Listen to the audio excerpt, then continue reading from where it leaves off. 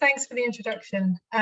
So I've been Communities Manager with London CLT since 2016, which was when St Clements, our pilot project, sort of kicked off, and I came on board to run the allocations process. So London CLT, I mean, as we heard, London CLT, it exists to provide affordable housing in London. And as we heard, there are a lot of different reasons and iterations that CLTs might take depending on the local area that they come from. And for us, the need came out of London's housing crisis and the lack of affordable housing, certainly the lack of affordable housing for anyone that was kind of on a good medium level income, key workers and things like that. Obviously, there's this missing middle that we talk about in CLTs quite often, which is true in London as well, where you're not catered for by social housing, but you're priced out of the market. So our mission statement that came out of our impact work we did through the Sheep project is that London CLT want to see communities creating permanently affordable homes and transforming neighbourhoods. So it's not just about the homes, but it's about working with local communities, organising to get land, harnessing social investment to build the homes, and then beyond that, making a lasting impact through allowing communities or facilitating communities to stay together and have a say in where they live. So our kind of roots, where we came from, essentially we grew out of the community organising work of Citizens UK. And Citizens UK has been doing work around the UK since the 90s. And they work with local institutions in different boroughs or different local areas, churches, mosques, schools, charities, and they bring them together around shared political goals. And it's really, organising is really about building power. By power, that means relationships, that individuals having the capacity to make change through coming together, through collective action, through collective power. So that kind of starts on an individual level through one-to-ones, but then it goes up to things like holding mayoral hustings and getting them to commit on a public stage. So yeah, St Clements was sort of the result of a 10-year campaign around Bow and Mile End, and as a result, we finally got there. It's London's first urban CLT. I won't go too much into the history and roots because I'll kind of get sidetracked. But essentially, I kind of touched on power, and we've got a document which I think was on one of the slides that Tom shared, which kind of goes over how we organise to get land. Some of the kind of key themes, which I'll highlight now, but I'll post a link in the chat in a minute, are that it's really rooted in very local areas, and that it's about people that we work with developing a sense of anger, and in the type of organising we do, we talk about cold anger rather than hot anger. It's not sort of a rage, it's just this kind of grit and determination that there is a strong belief that change needs to be made in the neighbourhood. And I think a lot of the institutions that we work with kind of already have this kind of social element, like faith institutions, for example. So another part of the local connection is going to where people are. So when you're organising, or it's not about having a random public space and saying, here, come here on this date. It's about saying, okay, who are the actors and how can we reach them? So setting up a meeting or a community steering group in the church hall or in the school hall, or on the site that you're hoping to develop on, or door knocking with the neighbours. So it's very much about kind of outreach.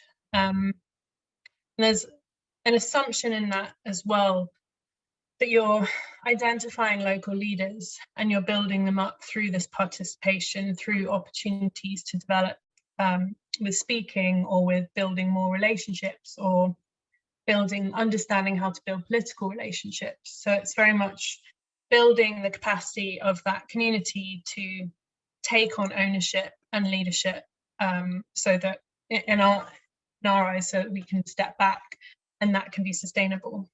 A key element of that as well is turnout.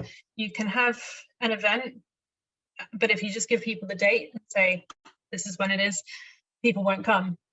So we do a lot of preparation around it in the preparation meetings, saying, how many people are you going to bring? And that person commits to bringing 10 people, that person commits to bringing 5 people. And then in advance of the date, you might give them a call, say, are you interested in coming? Like 2 weeks before, and then a week before, you give them a follow-up call and say, are you going to come? What are you going to do? Do we need to prepare? And then on the day, you give them a text or a call and say, see you later. So it's a very involved thing. And prior to our AGM, I'll have a list of 50 people that I'll kind of just be calling back to back all day. If you see community organisers, they look like secret agents, kind of on the phone all the time. Anyway, I think a key part of that is power analysis as well. So essentially, it's understanding around your local area who the key stakeholders and actors are, whether it's a local council or a developer or the housing association in the neighbouring street, the political actors or the officers in the council, because often you can have the political commitment at the top, but then the officers don't know how to make it happen. So the steering group, as part of this process, will often have a big map, and they'll draw on axes, which you'll see in this document of how much influence these people have and how positive or negative our relationship is with them. And then you sort of go through an exercise of placing that and then strategically identifying how you're going to build a relationship. I'll sort of skip the last. This is just a map of where we have campaigns. So St Clements is in Bow in East London. We've got 23 homes there, which is on a broader site of 252 homes. It's a mixed tenure, and I'll talk about that briefly in a minute. Lewisham, Brasted Close here, which I'll also talk about more in a minute, is our first direct development. We're developing it ourselves, and that's for 11 homes. So those are sort of the key main ones we're taking forward at the moment, although others are in varying stages. Pictures of our collective action over the years. This is St Clements. St Clements, which I didn't mention, is an 1848 workhouse, and it's got quite a rich history, or difficult history, from being a workhouse to then a psychiatric hospital. So there's a lot of discussion around that campaign about reclaiming the identity of the building. Some of our residents were trainee doctors there as well. So yeah, it's really interesting spots. This is a picture from a large bit of collective action that Citizens UK did prior to the last elections, mayoral elections. Have 5,000 people from different institutions around London.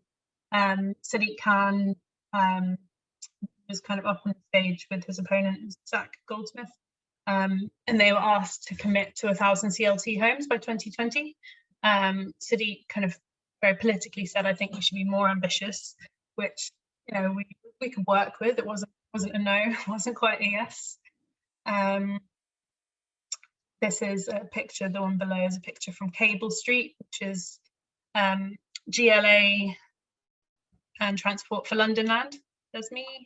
So yeah, there's different images from our various local campaign groups. In terms of the cost, so one of the things that makes our model different and hard for lenders to get their heads around as well is that our homes, the cost of our homes is linked to the median income in each borough. So in Lewisham, that ends up being about half the market rate, and in St Clements, because of when we did it, the homes are a third of the market rate. So you can see that, you know, by kind of Irish standards, or just anywhere out of London standards, they're still quite expensive. It goes to show how unaffordable they are for most people.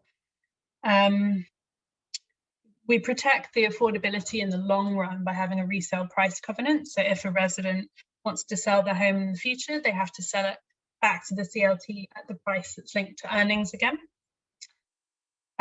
We have our own allocations policy, which is based on a number of eligibility criteria. The main ones being that you have to be connected to the local area for at least 5 years. You have to demonstrate housing need, and you have to be basically unable to afford another option on the market.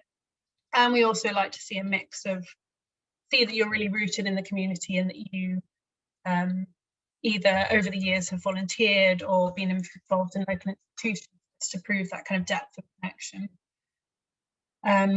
I'll sort of skim through this bit, but essentially as part of our transforming neighbourhoods and building up the connections between our residents, we like them to, we ask them to get involved or train them up to be involved in either a resident management company or community centre on the site, or it might just be local garden. And at St Clements, we're doing a lot of work through Chic funded at the moment to set up a resident management company for the whole of St Clements, which is quite a big task.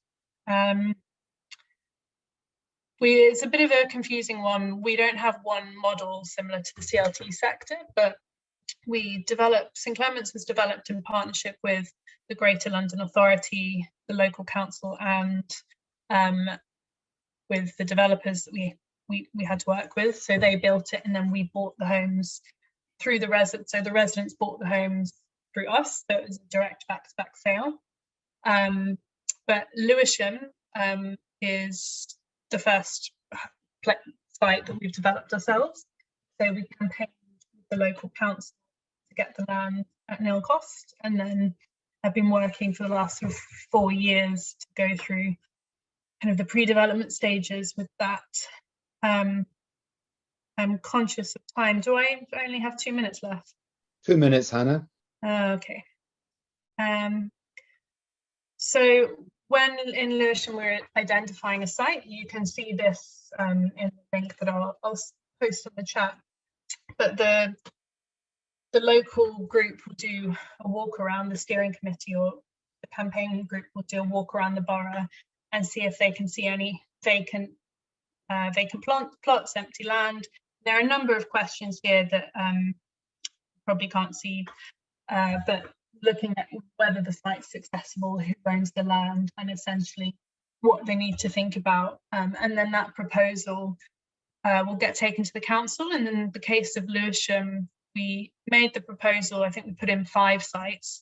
They said no to all of those, but came back with this site in Brasted Close, which is a garage site. So on the right, there's an estate towards the bottom and at the top, and then this plot here, these grey spots are garages. So we kind of worked with the local estate to come up with a plan. This is our community design process, which essentially, I should have started with this, which is in the document as well. But essentially the local group make decisions on things like choosing the architect and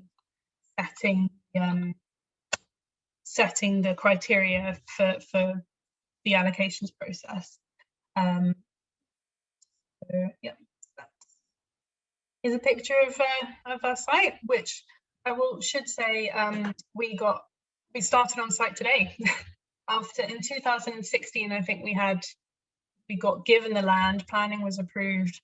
I think planning approved maybe last year, but we're starting on site today. We got the okay, so until today we basically didn't know whether or not the project would go ahead, so everyone's very happy about that. Yeah, so I'll stop there given time and lead on to some questions.